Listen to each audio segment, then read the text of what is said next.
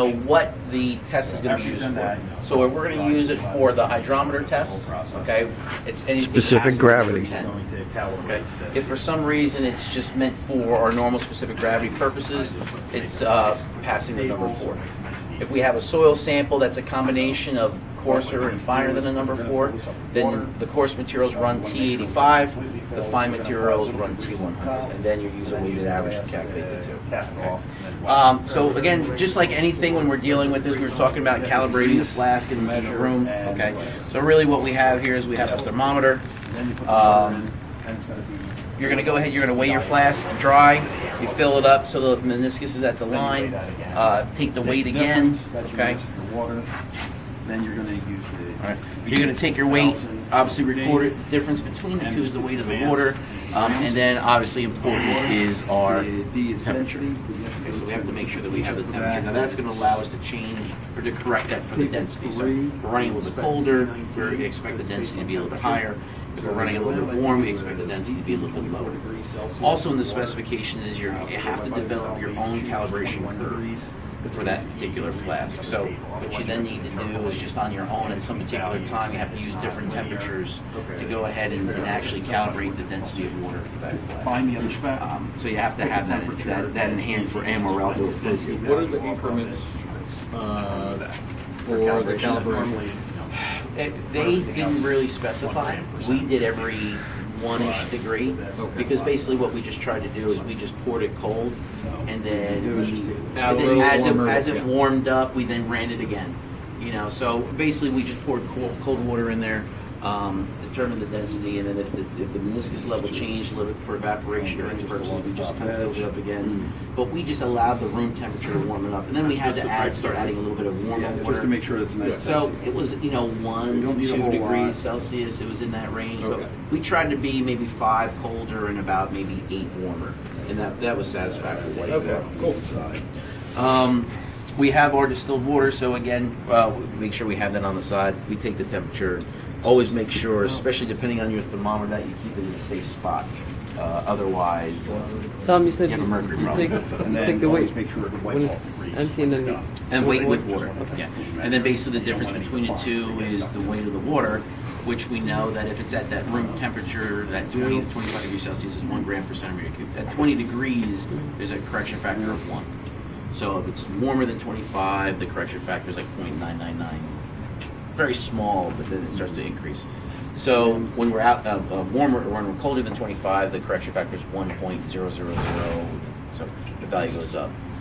So really, So what are you going to ask? Just until you get, What you're not going to ask for the little actual bit of correction water factor? just peeking Yeah. up over the top. There you go. no, that's only on the essay. What's Okay. the brief? No, but I'm going to ask you, how do we start? What's the first thing that you would do in this test? First thing you do is you need to calibrate the flask, and you need to determine. And you could use a smaller flask, right? You can, You could use absolutely. 100 milliliters. 100 milliliters. 500 for largest. Or is there- there is no size. I mean, yeah, I guess you're Yeah, not gonna have. it Doesn't don't really matter. No, Okay. as long as you can handle it, honestly. Okay. Now there are scale limitations. Now, if you want to use that stopper bottle, which only uses 50 milliliters or water, so it's smaller, but you're dealing with a smaller sample. Okay. So now you're going to look at something where you need a scale that's readable as 0.001. More absorbent. We have different requirements for different soil types. Again, if it's a sandy soil, okay, we can use 50 grams of material. Okay. If it's a clay type soil, we can use 25 grams. Okay. So depending on the soil type, you can actually specify different sizes. Obviously, if it's all pure clay like this one here, they were saying that this is what they actually got for their AMRL accreditation. Okay. And then basically they're using 25 grams. So the amount of sample size depends also on the nominal maximum aggregate size, or the general size of the soil sample that you're dealing with. What I have here now is, so what we're going to then do is we're going to get our soil sample. We can use a moist or natural moisture content sample, or we can use a oven dried sample. Oven dried sample has to be dried for 12 hours, 110 plus or minus 5 degrees for at least 12 hours. Okay. Now, the thing that you have to know is that if you're going to use the natural moisture content, And then you would just take. then you're going to have to dry that sample back. So as I have this here now, I have this sample in here. I'm trying to get a gentle boil going, and it's moving around. That makes sense. I'm going to have to fill that up, okay, when I'm done, get it to room temperature, let it cool, take my final weights, but then I'm also going to have to get all that soil sample out and then dry it to constant mass. That can be a little bit problematic if you're not very careful. You can lose some of that material because in essence now I'm going to want to take that and dump that all in a bowl. Okay, and then that whole bowl then has to go ahead and dry. So in most cases it's probably best to oven dry ahead of time. This way you have that dry mass. And very easy what you can do to get the accurate dry mass is you go through your calibration. Okay, you fill it up with water, calibrate it, dump that out, dry that out, use the funnel. Glass right here. Okay, and then what you would do is once this is dried out, you would then go ahead and put your soil sample in there. You know what the weight before is, weight after, and then that will tell you exactly the soil sample that's in there. So it's probably the most accurate way, and the least likely way that you're going to lose material as you go through. And you're sieving that. So at this point now, what I'm going to do is I'm going to go ahead and I'm going to put my sample in the flask, and I'm then going to fill it 3/4 of the way with water. Okay. I do have to let it rest and sit so it soaks. After that time, I'm going to go to a gentle boil. Now, this is on a hot plate here, so you can see I've got a small boil going on the bottom. Okay. I'm not really flying, it's not spitting out and going all over the place. So we have that gentle boil, and that's going to help the air. So I'm going to leave that on there for 10 minutes. And then you take an average. After any point in that 10 minutes, once the 10 minutes is over, I'm going to take that off. Okay. And I'm going to go ahead and I'm going to allow it to get the room temperature. This part, unfortunately, is a little bit whatever you perceive. Okay. While it's on that hot plate, you do want to gently stir from time to time. You want to try to rock it around. The idea here is to try to get as much of that air out of that sample. And the gentle boil obviously allows not dry to measure. go ahead and the material starts kicking out and doing Sticky all to that. it. So we're going to take that off Take the weight of that. at this point here. And then what we're going to do is we're going to fill it up to that line.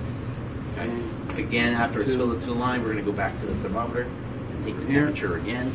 Okay, after we've gotten the weight, obviously, Just set it into put the place. thermometer, get the Little, temperature, hold and then we're going to use our calibration chart to go ahead and correct it for density. You just drop it right. But then again, the calculations are fairly simple. So it's just the weight of the soil. We determine what the weight of the water is. Sure to mix it We know up. what the density of the Make sure water is it's going to be based on our calibration chart. So it's weight of soil divided by weight of water, and that becomes our specific value. So it's fairly straightforward after that point.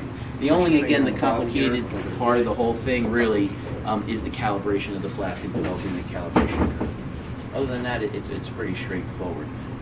Again, you are allowed to use different masses for soil types, just like most nominal mass exercise tests. You can see that the guys over in the lab actually put together here a quick sieve set for you, so you know that number 10 if it's going to be in the hydrometer or not. Okay, and then there's some material out here. So if it's going to be for the hydrometer, it has to be at least passing the number 10 sieve. Otherwise, it's anything past it. Spatula, hold it. It's fairly straightforward and fairly Just easy. gonna have one motion, scrape it off.